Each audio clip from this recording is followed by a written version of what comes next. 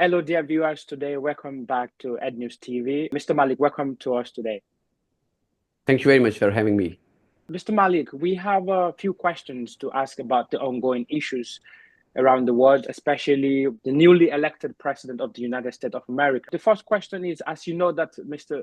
Donald Trump has been elected in few weeks this new year, and he's made some different decisions and made some interviews and statements on the immigration issues, the change in the countries, the fight against tax and the immigrants in the country. What are your thoughts on these changes that Mr. Trump has been making? Thank you very much for having me. So the first month or first few weeks of Donald Trump administration and the second time in office, I think that is quite interesting because Donald Trump has election promises and he has some elections slogans in which a lot of followers and the voters gave him the vote. So of course he was trying to balance this between his local popularity graph and the promises that he make with the American people that he will make America great again, as according to his slogan. So all these statements and his presidential orders and the executive orders is the part of that election campaign, and then after all those promises that he come into the office. So we saw a lot of turbulence into the international arena. He has triggered and ignited a lot of fronts. He has opened a trade front. He has opened a Middle East front. He has opened a migrants front. So he has actually opened a lot of battlefields in terms of his political gain. So it's quite challenging that how he will balance all this. But more or less, it's look like the rhetoric that he will use, because if we compare his previous tenure, he used such kind of the rhetoric to get maximum attention and to create maximum sensationalism. So that is one of the way of his politics. So let's see how the next few weeks will go on. But of course, some of his policies and some of his statements, he has stepped back.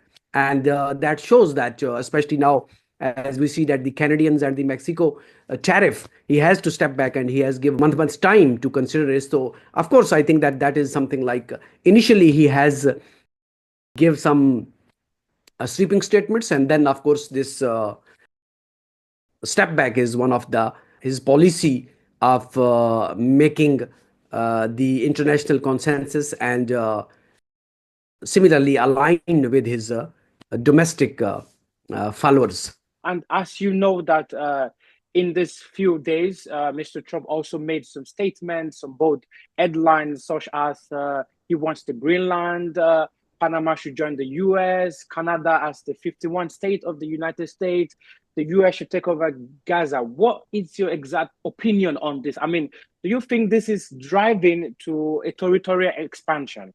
These claims in his previous tenure also he was saying about the Greenland, and he was dreaming about the Greenland in his previous tenure, and but it did not make it happen. Even now, I would say that here that the Greenland is has some strong link with the Donald Trump that he quit the Paris Agreement and all these climates, because it is directly have a confrontation with his Greenland policies, because if the US is going to Greenland, and what is the motives, and it is not first time that Americans are dreaming about the Greenland. There are several decades before, there were some authors who have written about the Greenland, and they were trying to get the Greenland because Greenland is itself a very geopolitical and geostrategical important place, especially if we say among the coming arena. So Greenland has its geopolitical and geostrategical importance, but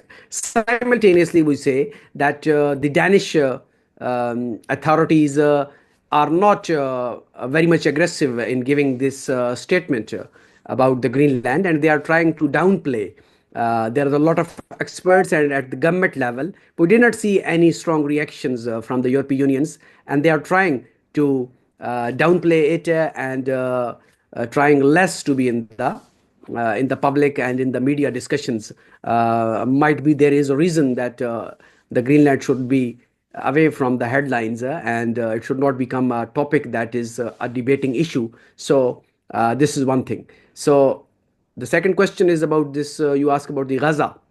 Yes, yes. The Gaza question is also like the statement has comes a very strong reaction from the Arab world, Arab leaders, and all around the world from other countries also have a very strong rejection of the Donald Trump proposal, in which he proposed that the Gazans should be shifted to the Jordan or Egypt, and they have to be colonized there. So this is mean that if we see, so this is US participation into these war crimes that Israel has been committing. 50,000 people has been killed in the last 1 year, just in 1 year. And if we saw the map of the Israel, so those small colonies that we say, like since in 1948 we saw very small pockets of the Jewish settlers. So and now we see that this is the very thin, there are very less places where the people of the Palestine are living. So it's an acceptance of the Israeli occupation in Gaza. And of course, this is the if Donald Trump is proposing this, this would be the second Balfour Declaration that should be called as the Trump Declaration. And I think that this would be big injustice to the Palestinians, and it will expose American double standards, being a war crime and a partner with Israel and Benjamin Netanyahu. Right. Talking about the superpower of the United States, according to the president of the US, Mr. Donald Trump, he's made some bold, again, movement of US, investing in different kind of international organization, the engagement of US in different kind of parties around the world. For instance, he just withdrew from the WHO, the World Health Organization, the UN Human Rights Council. What do you think about this movement, this engagement? Why is the US withdrawing from this kind of important international organization around the world? Actually, the Donald Trump policies, because when the U.S. is a signatory of any international charter or any international treaty, then U.S. has to follow that treaties. So the intention of these treaties, withdrawing from these treaties, is this: that of course Donald Trump has plans that will contradict with the American policies, being a signatory to these agreements. So that's why they are withdrawing from these agreements. But on the other hand, it will be the setback for the America, because America has lost its hegemony, almost lost its hegemony, because now the world is surrounded in a multiple world. Now there is not only one power that will decide about this world.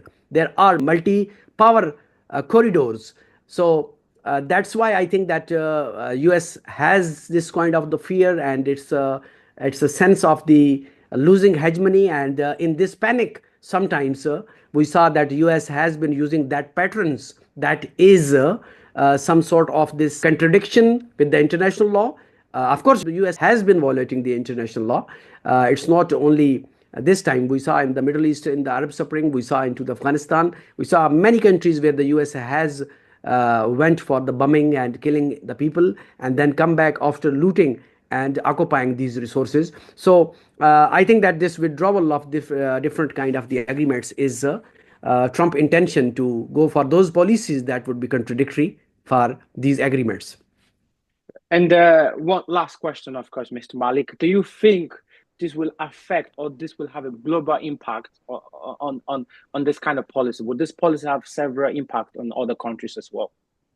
No, the problem is this, that the world power is shifting now. There is an Eastern rise. We say that there is an Eastern rise. There is an Asian century, and it's been talking a lot. And there is a lot of research work. There is a lot of data. There is a lot of academicians who have this very strong grounds in which it's been observed and speaking that this is an Asian century. So Americans, with these policies, with withdrawing and with the making some kind of the occupational statements to the other territories, will definitely set back to the Americans as a leading role in the world. And it could be putting US on the back seat. And I think that if Donald Trump policies with this aggressive behavior will continue, it would have more damage for the American taxpayers. Thank you for your comment, Mr. Malik. Thank you very much. Thank you very much.